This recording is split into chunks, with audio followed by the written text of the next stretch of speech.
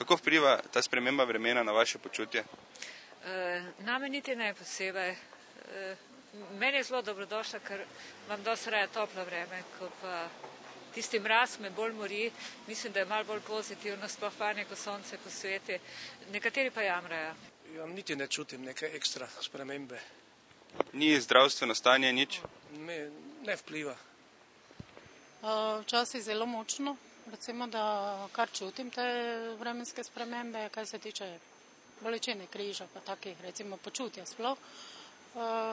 V glavnem bi rekla, da ja, da se kar precej čuti. Na meni tudi ne. Vas tudi ne? Ne. To ne spim. Mislim, ne spim, če je taka sprememba, ne spim po noči. Kaj pa zdravstveno stanje, kako boj z virusi? Še zaenkrat nič. Ne hodim po nakupovalnih centrih, mislim, da se tam bolj dobija kot tule pri tem vremenu.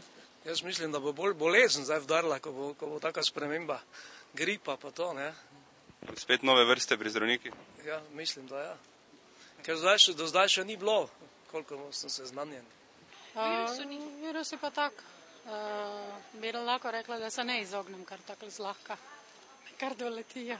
V familiji se vidi, da so boleli, žena je bolana, namreč ravno na tem spremembi vremena, ne, medtem, ki na nas moške ne vpliva.